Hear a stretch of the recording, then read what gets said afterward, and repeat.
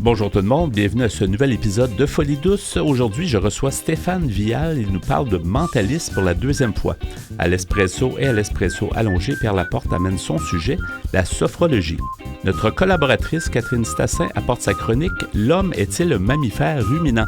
Tout ça à Folie douce. Bienvenue chez nous.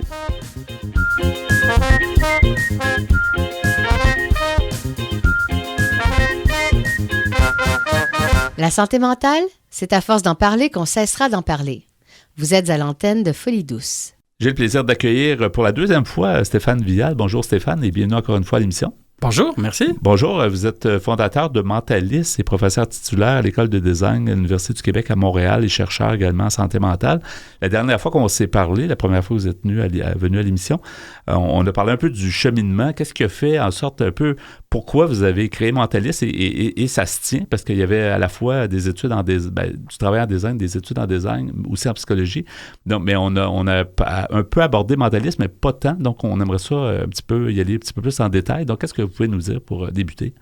Oui, alors, Mentalis, c'est une plateforme numérique. Le mot plateforme ici, il faut le prendre au sens strict, c'est-à-dire c'est la combinaison entre une application mobile et un portail web, un site web si on veut, qui sont synchronisés entre eux et qui fonctionnent en combinaison.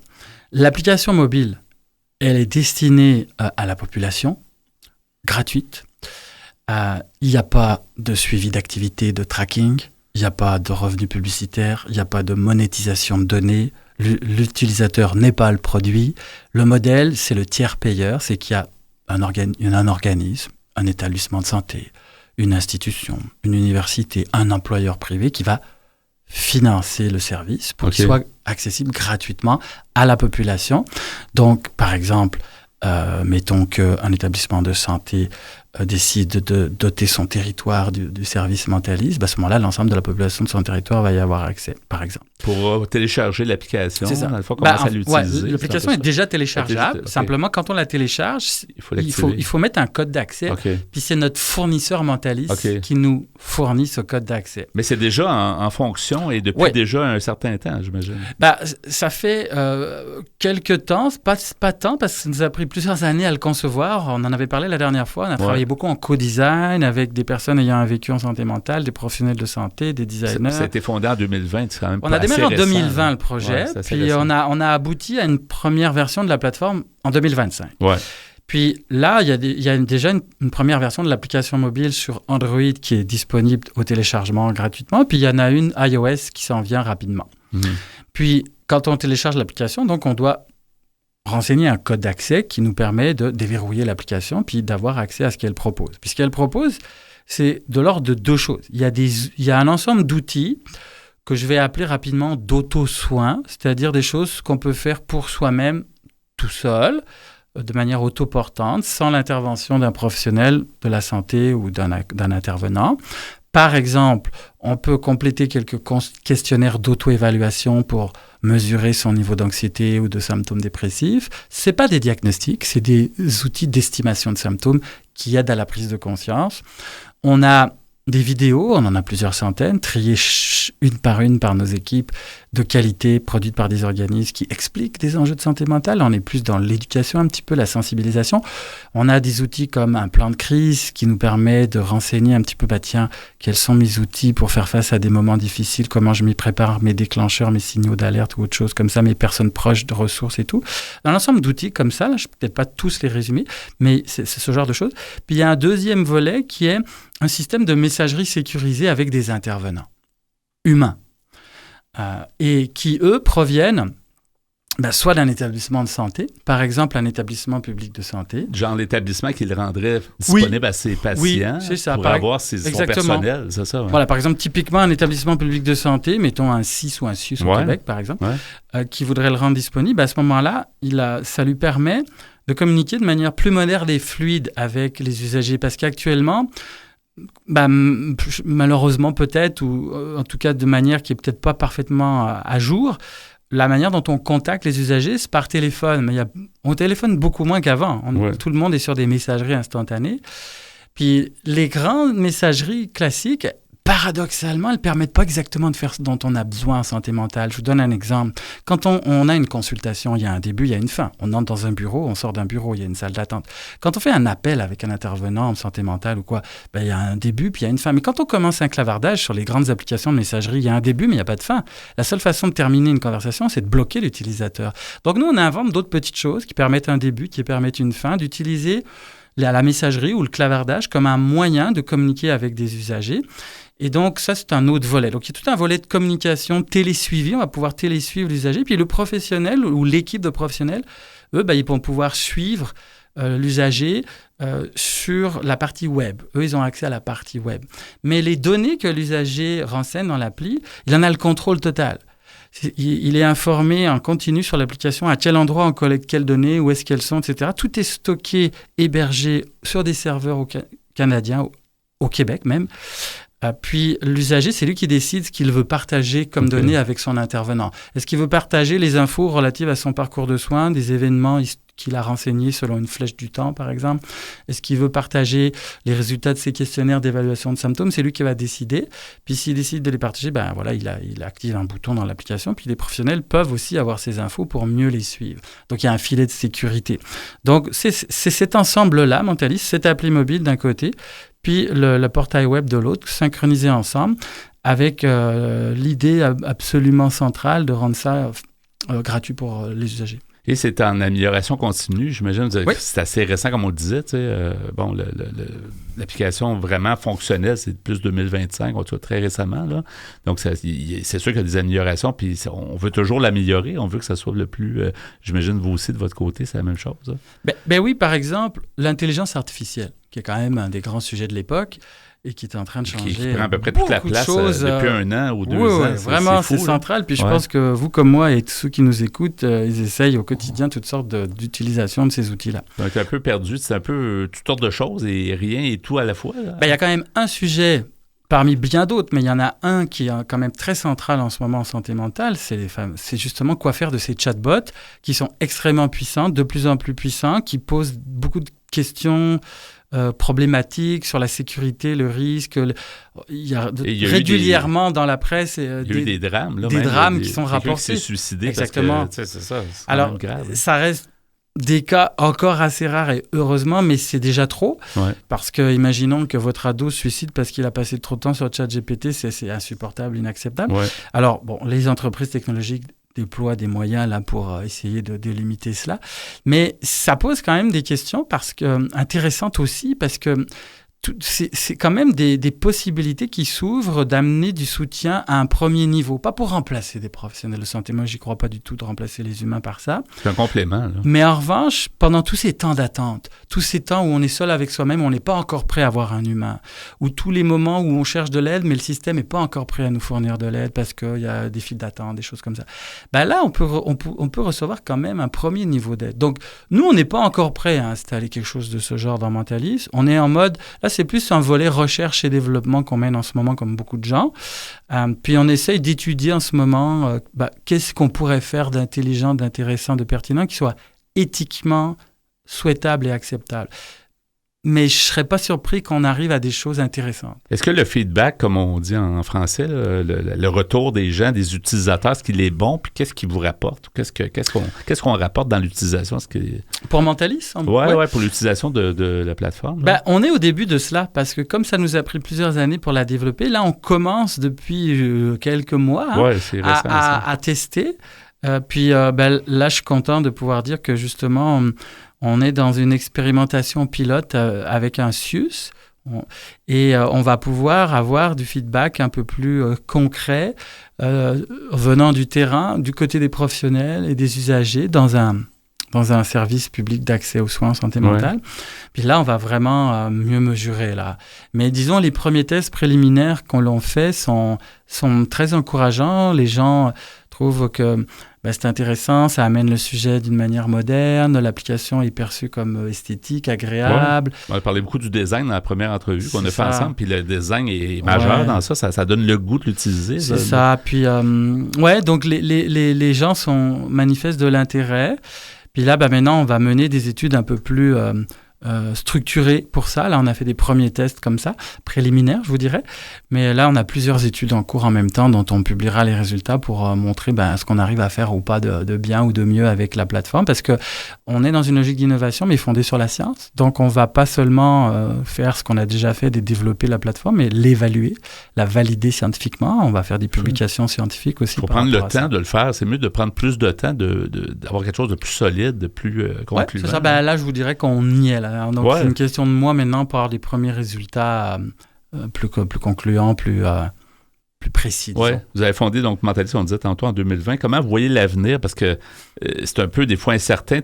La technologie, on a l'impression il y a 10 ans, puis ce qu'on voit aujourd'hui, dans 10 ans, on va être rendu où? Mais est-ce que vous avez quand même un peu une idée comment vous voulez faire évoluer Mentalis? En santé, là, je m'appuie sur les résultats des travaux en santé publique, sur l'innovation en santé. C'est que nous, on a adopté dès le début, il y a 5 ans, l'idée que l'innovation en santé, c'est lent.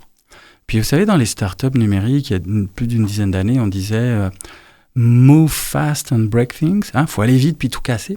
Nous, on dit le contraire en santé mentale. Move slow and break nothing. Là, on va rien casser du tout. On va prendre le temps parce que si on veut amener des innovations en santé mentale, il faut prendre le temps. Ça prend du temps. Les systèmes de santé sont complexes. Puis si on veut s'insérer doucement dedans, sans rien casser, il faut le prendre le temps. Puis le fait qu'on fasse ce pari-là fonctionne parce que je me souviens au début, en 2020, on observait des startups qui étaient en train d'apparaître dans le domaine en santé mentale numérique qui sont déjà plus là. Ça n'a pas marché. Parce qu'ils voulaient aller trop vite, parce que la pression financière. Puis l'avantage, c'est que Mentalis est développé à l'université. Ouais. Développé par la recherche universitaire où on n'a pas la même pression financière. Et ça, je crois que ça permet beaucoup de choses.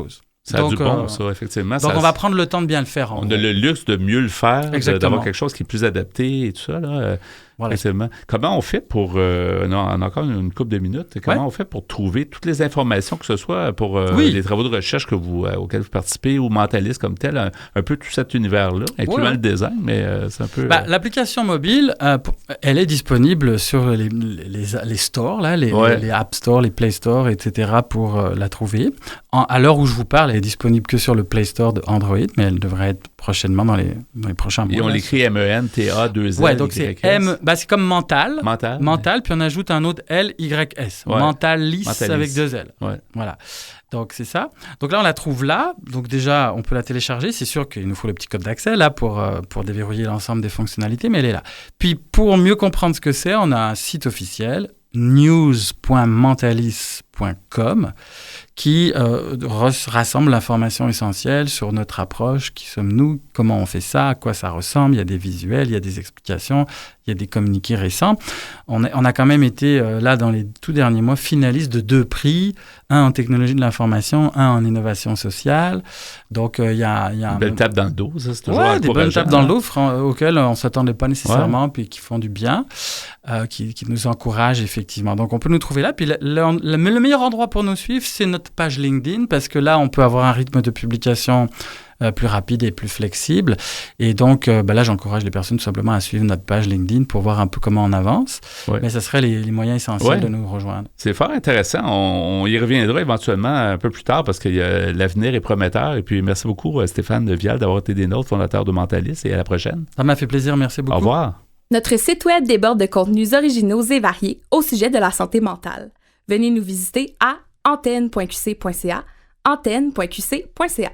C'est maintenant le segment Espresso. Bonjour Pierre. Salut Yvan. Alors aujourd'hui, ton sujet, la sophrologie. Dur à dire. Oui, pourtant, c'est vrai qu'on s'accroche facilement dans ce mot-là. Ouais. Sophrologie, oui, ça s'écrit S-O-P-H-R-O-L-O-G-I-E. Sophrologie. Ouais.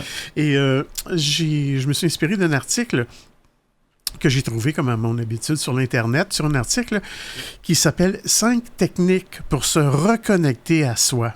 On va voir que la sophrologie, mais ça rappelle un peu, peut-être le yoga, ou d'autres sciences qui viennent orientales. Avec certaines... façon de se détendre. Oui. Alors, j'ai pris mon article sur le site Internet qui s'appelle « La clinique santé ». Ce n'est pas la première fois que je vais piger des articles sur ce site et on donne crédit de l'article à l'équipe, la clinique santé.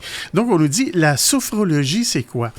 La sophrologie, c'est une méthode psychocorporelle conceptualisée en 1960 par un monsieur du nom de Alfonso Caicedo, qui était neuropsychiatre, né à Bogota, en Colombie, maintenant décédé depuis plusieurs années. Alors, cette pratique thérapeutique doit son terme à l'association des mots grecs anciens SOS, si on veut, le mot phrène et logos, qui signifie littéralement l'étude de la conscience en équilibre. Elle a été développée dans un premier temps au sein du domaine médical dans l'objectif de soulager les patients dans leur parcours médical. Cette méthode a ensuite été popularisée puisqu'elle s'adresse à chacun et est bénéfique tout au long de la vie, de la préparation à la naissance jusqu'à l'accompagnement en fin de vie. Concrètement, la sophrologie est une discipline qui regroupe un ensemble de pratiques inspirées de plusieurs techniques de respiration et de mouvements doux. Ces pratiques sont inspirées d'exercices occidentaux, notamment avec la pratique de la relaxation, mais aussi orientaux, comme pour les exercices de yoga et de méditation, et sont aujourd'hui préconisés, évidemment, par un sophrologue. Une séance de sophrologie est souvent composée d'un ou de plusieurs exercices simples qui mobilisent le corps et l'esprit. Apprendre à contrôler sa respiration pour mieux la dompter, visualiser un événement important pour mieux l'appréhender, se relaxer et vider son esprit pour clarifier ses pensées. Tous ces exercices aspirent au même but, soit avoir une meilleure connaissance de soi pour trouver un équilibre intérieur. Maintenant, quelles sont les techniques utilisées en sophrologie? Il y en a 5. Premièrement, il y a la technique numéro 1, c'est la reconnexion au corps. La reconnexion à son corps est le point de départ de tout travail sophrologique. Cette technique vise à s'ancrer dans le moment présent et à visualiser son corps dans son environnement extérieur et intérieur. Appelée sophronisation, cette méthode apprend à se détendre réellement en relaxant totalement le corps. Souvent, la sophronisation est effectuée tout au long de la séance thérapeutique qui comporte plusieurs exercices pour se plonger et rester dans un état complètement détendu et idéal pour la pratique de ceux-ci et d'en sortir tout en douceur. Cependant, il est tout à fait possible et commun d'effectuer uniquement cet exercice de reconnexion au corps pour atteindre un degré de relaxation. Ça revient souvent, Pierre. On parle souvent de se reconnecter, de prendre le temps, de ressentir nos émotions. Fait que c'est la base de beaucoup du bien-être. En fait, il faut commencer par se connecter. Oui. Technique numéro 2, les exercices de respiration. La respiration est l'élément central de notre physiologie et a une influence capitale sur notre état mental et notre système nerveux. Heureusement, il nous est possible de contrôler volontairement notre respiration pour régénérer le corps et l'esprit. En effet, il est prouvé scientifiquement que respirer consciemment nous aide véritablement en agissant sur notre état mental, en améliorant notre système cardiovasculaire, en stimulant notre système digestif et en apaisant notre système nerveux. C'est pourquoi les exercices de respiration sont souvent utilisés dans de nombreuses psychothérapies, notamment dans ce qu'on appelle la Gestalt, qui favorise la conscience du corps et de l'esprit dans l'instant présent.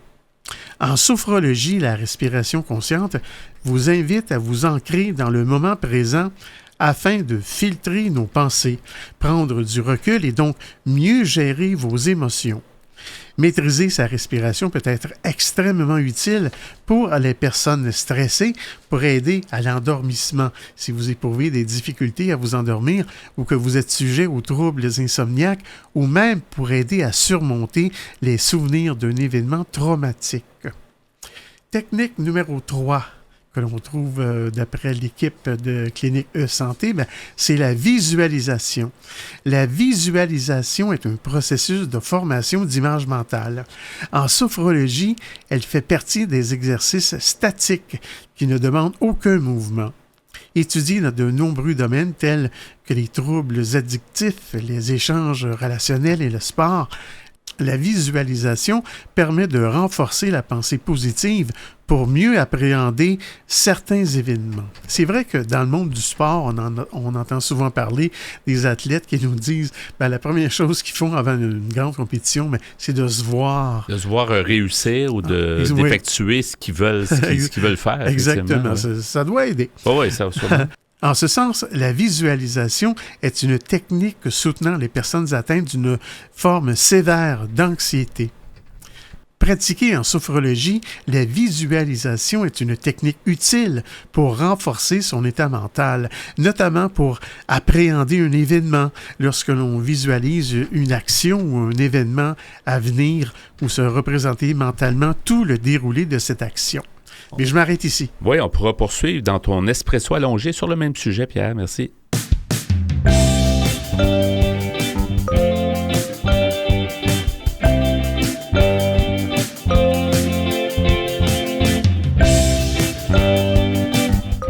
À venir dans cet épisode de Folie douce, Catherine Stassin apporte sa chronique « L'homme avec un grand H est-il un mammifère ruminant ?» À l'espresso allongé, Pierre Laporte poursuit avec son sujet « La sophrologie ». Vous voulez échanger avec nous, vous désirez participer à nos productions?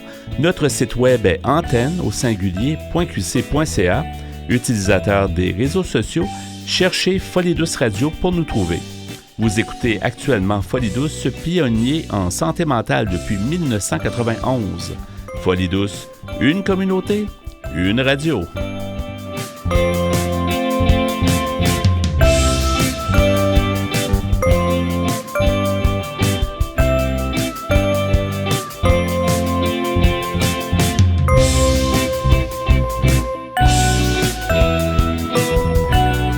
Laissons tomber nos préjugés et dépoussiérons le sujet de la santé mentale. Nos chroniqueurs nous aident à y voir plus clair. C'est maintenant le moment d'accueillir Catherine Stassin. Bonjour Catherine. Bonjour Yvan. Bienvenue encore une fois au studio, qui est dorénavant le tien aussi, puisque tu y es souvent.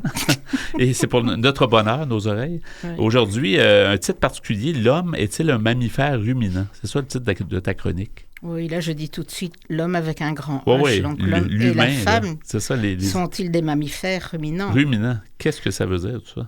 Tu nous piques la curiosité, ça c'est sûr. Bon, c'est ça, on n'a pas X estomac, comme les vaches, etc. Mais en fait, on rumine mentalement, on va dire. Ouais, donc, c'est ce sujet de digestion mentale, je dirais, plutôt qu'une digestion intestinale. Ben, ruminer, des fois, c'est ça, des sentiments, des trucs comme ça. Là, des pensées, des pensées, il y a encore des pensées. Et le hamster, comme on dit ici au Québec, qui tourne. Ouais. Et le cerveau est perpétuellement actif, alors qu'on voudrait juste s'arrêter. Pas chez tout le monde, heureusement, mais je veux dire, quand c'est parti et qu'on n'arrive pas à s'arrêter, ne rien faire et pas avoir de pensée, on est dans du répétitif et ça peut être, c'est pas que du négatif, ça peut être du positif. L'idée qu'on va se poser aujourd'hui aussi, c'est, dans le fond, est-ce qu'il y a moyen de s'en libérer? Est-ce que c'est intéressant de s'en libérer? Ou qu'est-ce qu'on en fait, en fait, de ces pensées? Parce que des fois, on n'arrive pas à s'en débarrasser. Et donc, c'est cette bulle dans laquelle on est plongé, on ne sait pas vraiment sortir. Et ça a même des conséquences au niveau physiologique. Il y a une médecin ici qui dit qu'elle affecte les pensées, cette rumination, mais aussi les émotions. Elle active notre amygdale. Donc, il peut y avoir des réactions à ce niveau-là. Elle active notre amygdale et réactive des anciens schémas cognitifs, donc des patterns, des schémas, oui, c'est ça le mot, cognitifs du passé. Donc, il faut faire attention avec ça aussi parce que c'est pas juste l'esprit, c'est aussi le corps. Et puis, l'esprit, c'est important. Alors, on va voir, est-ce qu'il y a moyen, tout d'abord, on se pose la question, est-ce qu'on peut s'en détacher? Ça, c'est très personnel. Ça va vraiment dépendre de la capacité de chacun à pouvoir se détacher et être dans l'instant présent. Parce que les ruminations, elles touchent le passé beaucoup et elles touchent aussi beaucoup le futur si on est anxieux. Donc, on peut aussi bien se dire « Oh, qu'est-ce que j'ai dit à cette réunion? J'aurais pas dû le dire. C'est passé, on ne peut plus rien y faire. » On peut pas remettre la pâte à dents dans le tube, hein? C'est déjà sorti. C'est bien dit, ça, c'est tout à fait. C'est très difficile de mettre la pâte à dents dans le tube. Bonne chance. Voilà, c'est ça. Et puis, on peut aussi, dans le genre anxiété du futur, on peut se dire, oh, mais à la prochaine réunion, qu'est-ce que je fais? Alors, est-ce que je redis ça, etc. Donc, on est pris dans cette bulle et il faut savoir s'en détacher. Pour s'en détacher, on doit uniquement être dans l'instant présent. On est d'accord que nos sociétés, ça ne nous pousse pas à être dans l'instant présent. Ouais. Hein. On nous pousse à bien réfléchir à l'avenir, que le passé nous serve, etc. On est fort dans la performance. Mais on va voir que si on arrive à être dans le présent, on peut utiliser ce présent pour en fait se calmer et en faire un allié pour faire quelque chose de cette rumination. On va voir qu'il y a 4 gros avantages en fait à la rumination qui est un petit peu inévitable, qui peut devenir évidemment maladie. Même on parle ici d'une rumination, qu'est-ce qu'on peut en faire? On peut se dire, si on rumine par rapport à un événement, souvent quand on a vécu quelque chose de difficile, et je ne parle pas tout de suite du gros accident de voiture ou quoi, ça peut être un incident avec un collègue ou quelque chose d'intrafamilial. On a alors, à ce moment-là, on peut parler de croissance post-traumatique. Qu'est-ce qu'on va faire de cet événement? Alors, on peut essayer de se critiquer l'événement, pourquoi on en est arrivé là, est-ce qu'on peut construire quelque chose par rapport à notre comportement? Est-ce qu'on peut être meilleur par rapport à ça, etc. Donc oui, un peu de performance ici, mais je veux dire vraiment dans la positivité, il faut se dire, est-ce que je peux tirer des leçons sans dire que c'était des erreurs spécialement, mais est-ce que je peux en tirer des leçons? Donc ça, c'est une croissance post-traumatique, numéro 1. Numéro 2, c'est la compréhension de soi, d'accord? La compréhension de soi, c'est, j'ai un petit problème de papier, voilà, elle permet donc d'aller comprendre nos besoins, nos comportements, peu importe qu'il y ait eu trauma ou pas, ça peut être un simple incident où il n'y a pas de trauma, on peut toujours analyser, d'accord? On ne doit pas faire ça spécialement dans le moment où on veut être dans l'instant présent. On peut faire ça après et travailler là-dessus comme un devoir qu'on ferait, parce qu'il faut aussi un moment être dans l'instant présent pour ne pas être dans ce post-trauma trop difficile, d'accord? Donc, 1, croissance post-traumatique, 2, compréhension de soi, et puis 3, résolution de problèmes. Si c'est un problème, on va essayer de trouver une stratégie avec des solutions pour répondre. Si c'est un problème, si c'est pas un problème, mais une situation où on peut améliorer les choses, c'est la même chose, d'accord? Et en 4, la prise de conscience. Prise de conscience, évidemment, ça peut être fait au tout début. Et on peut se dire à ce moment-là, tiens, s'il y avait un incident avec un collègue, je ne suis pas bien parce que quoi? Parce qu'en effet, il s'est passé quelque chose. Donc, je prends conscience que dans le fond, ou lui m'a mal répondu, ou moi, j'ai peut-être dit quelque chose qu'il ne fallait pas, si j'ai lâché quelque chose de vilain. Mais donc, il y a une prise de conscience qui se fait de l'événement, l'incident, ou ça peut être d'un accident. D'accord? Donc, ce qu'on va faire après, et ça c'est connu de beaucoup de monde, c'est, pour être dans l'instant présent, c'est la pleine conscience. Je ne dis pas que c'est un synonyme, mais la pleine conscience, c'est vraiment une pratique mentale qui existe pour arriver à ce qu'on soit dans la pensée du moment. Et aussi, je pense que les gens vont trop vite. En général, la vie va trop vite.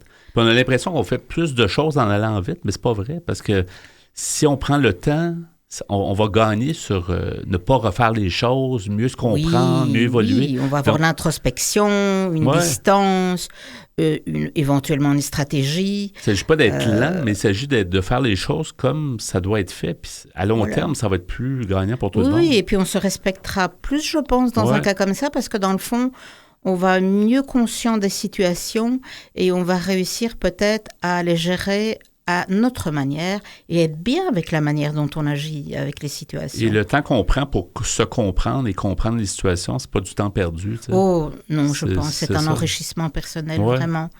Et ça, c'est fait en dehors de la pleine conscience, mais si les gens veulent aller dans les centres pour cette pratique mentale, il faut aller dans les bons centres, évidemment, où ils font de la pleine conscience de manière...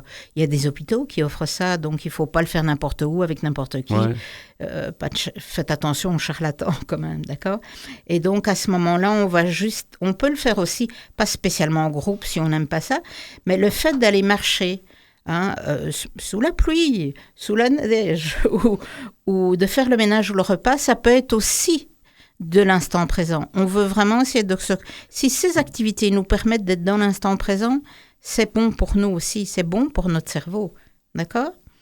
Alors, en fait, comment savoir un petit peu, comment arriver à passer ces étapes donc, de construction, de positivité?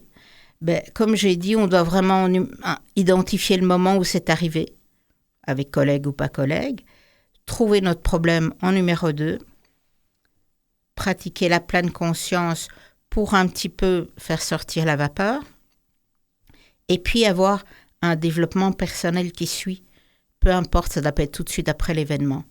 Donc vraiment, on peut respecter ces étapes. Si vous ne vous sentez pas de faire l'étape 3 ou de comme notifier dans les notes que les gens pourront les consulter, vous le faites dans le sens que vous voulez. Ce qui compte, c'est que vraiment vous considériez ce qui vous est arrivé. Pourquoi je réagis? Comment j'ai réagi? Est-ce que je suis satisfaite? Est-ce que je rumine une journée ou ça fait une semaine que je pense à cette situation? Oui, il y a des situations qui nous attrapent et qui ne nous lâchent pas. Hein. Qui nous collent à la peau. Là, voilà, c'est ça. Il y a vraiment des choses, des fois des incidents, alors que des fois on rumine pendant peut-être 1 heure ou 2 si on a pris un ticket, par exemple, et que c'était pas tout à fait justifié. Bon, ça peut durer 1 heure ou 2 ou une journée. surtout un billet de... Ouais, Voilà, c'est ça. Mais on peut un petit peu, en analysant, dire je vais prendre une action par rapport à ça et je peux contester si on n'est pas d'accord. Donc, il y a vraiment moyen d'aller travailler là-dessus. Et des fois, il faut relativer les choses dans la vie. Là, des fois, on se dit, c'est plate, mais c'est ça, ça arrive. Puis, c'est ça. Pour les petites choses où on sent qu'il y a une légèreté dans la rumination, c'est-à-dire que c'est difficile de savoir à l'avance combien de temps on va garder ça en tête. Donc, ce qui compte, c'est vraiment de le prendre au fur et à mesure. Mais quand on sent que ça devient lourd, si ça dure et que ça nous mine et qu'on sent que c'est très négatif, là, il faut prendre des mesures et aller voir notre petite feuille. Tiens, qu'est-ce que je peux faire par rapport à cet événement? Donc, quand elle devient problématique, la rumination, ça veut dire que elle est centrée vraiment sur le négatif, qu'elle n'arrête pas de revenir. C'est comme un cercle vicieux et ça devient très nuisible pour notre bien-être. Et puis le bien-être autour de nous, notre fonctionnement. Donc, dans le fond, de prendre conscience, réagir. Ouais, de prendre conscience de tout ça et de faire faut vraiment s'entraîner, il faut devenir un nouveau soi, là, d'une certaine façon. Oui, c'est ça. Parce qu'on est tellement... on est tellement, si on veut, formé, entre guillemets, à agir d'une façon que c'est difficile de changer ça. Il faut presque donner faut se donner un coup de barre là, dans nos façons de penser. Tout à fait. Et il faut se donner du temps, parce que ça n'arrive pas du jour au lendemain, d'avoir plus d'introspection, d'être dans la construction de soi. Ça prend du temps, c'est pas quelque chose qui nous arrive du jour au lendemain comme ça. Il y a des lectures à faire là-dessus. Souvent, tu donnes des références dans plusieurs je donne des domaines, références, mais il y a des bonnes choses dans les bibliothèques publiques. Si les gens veulent se référer à leur bibliothécaire municipal, ils peuvent très bien parler de développement personnel ou de rumination.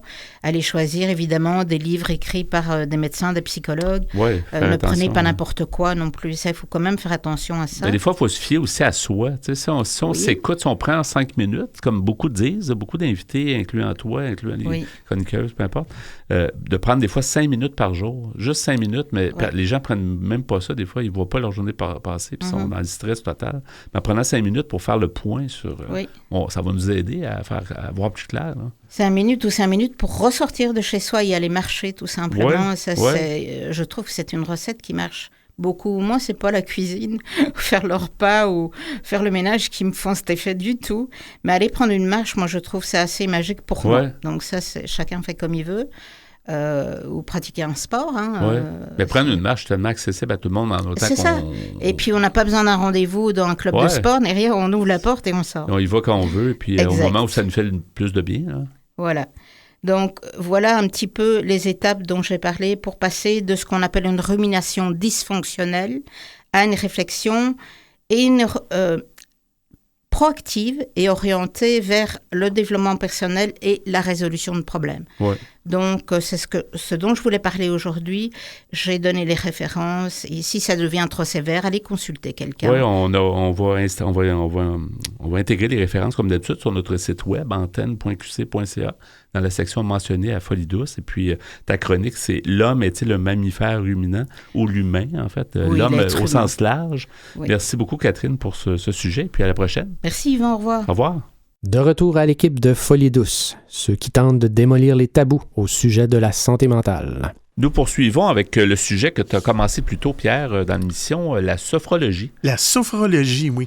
Donc, c'est un mot qui est composé, comme je disais tantôt, des mots grecs anciens, les mots sos, S-O-S, Phrène et logos, qui signifie littéralement l'étude de la conscience en équilibre. Et j'ai pris cet article sur Internet, comme d'habitude, un article qui s'appelle « Sophrologie, 5 techniques pour se reconnecter à soi » sur le site de la Clinique Santé. Alors, je vous parlais de 5 techniques qui sont proposées en sophrologie. Et j'avais commencé à vous parler tantôt de la visualisation qui est beaucoup pratiquée, entre autres, par les athlètes avant des grandes compétitions. Mais en fait, en visualisant, on maîtrise la situation de tout événement et on évite d'être envahi par les angoisses. Même dans notre vie de tous les jours, là, étant pas des athlètes de haut niveau, on peut visualiser des choses. Là. Comme il y a des gens, par exemple, qui peuvent être paralysés d'angoisse à l'idée de parler devant un groupe de personnes, par exemple. S'ils se préparent mentalement, ils se visualisent comme quoi ça va aller bien, puis ils voient un peu la scène positivement, ça peut sûrement les aider. Exactement, oui. Un autre exemple pour appréhender un événement, prenons l'exemple de l'examen scolaire. À l'approche des examens, vous commencez à angoisser et à avoir peur de ne pas être à la hauteur. Essayez de visualiser votre réussite. Votre préparation mentale va être primordiale pour appréhender au mieux cette épreuve. 4e technique maintenant, la relaxation dynamique. Une séance de relaxation anti-stress regroupe des techniques de mouvement spécifiques inspirées de techniques orientales comme les mouvements de yoga. C'est une relaxation effectuée en pleine conscience et de façon active, contrairement aux exercices de respiration et à la visualisation. Pour dynamiser la conscience, on effectue des mouvements et des étirements lents et doux selon les instructions du sophrologue. Les mouvements sont effectués de façon consciente pour être pleinement présents physiquement et mentalement. Les séances de relaxation dynamique sont souvent utilisées pour se libérer des blocages physiques et émotionnels. Cette méthode sophrologique est encore plus adaptée aux personnes qui sont peu réceptives aux techniques statiques comme la visualisation ou la méditation, puisqu'elle mobilise le corps en plus de mobiliser l'esprit. Effectuée en position assise ou debout, la relaxation dynamique invite à faire des mouvements lents et stimulants pour le corps, rythmés par la respiration. Lors de ces exercices, le cerveau est concentré sur le moment présent et les perceptions que l'on peut avoir au fil des mouvements. L'objectif est de relâcher complètement les tensions inutiles. La mâchoire serrée, les muscles crispés, les sourcils froncés, etc. Pour évacuer les tensions, essayez cet exercice dynamique qui allie mouvement et respiration. Prenez une profonde inspiration par le nez, puis bloquez l'air en serrant les poings. Effectuez ensuite des mouvements de moulinet avec le bras droit en avant puis en arrière avant de relâcher le poing en expirant. Mais là, il ne faut pas qu'il y ait personne alentour. Là. C'est pas marqué sur la feuille, mais c'est moi qui dis ça. Parce que le poing, il peut accrocher quelqu'un. Exactement. Au moment de l'expiration, faites ressortir toutes vos tensions. Faites de même pour le bras gauche en expirant les ondes négatives. L'exercice est à répéter 3 fois de chaque bras. Si vous avez besoin d'un regain d'énergie, vous pouvez effectuer la figure qu'on appelle Nauli, N-A-U-L-I, aussi présente en yoga. Soufflez par la bouche tout en vous penchant en avant. Après avoir fini de souffler, bloquez votre respiration en posant vos 2 mains sur vos genoux. Dans cette position, sortez et rentrez le ventre plusieurs fois, puis redressez-vous en expirant doucement.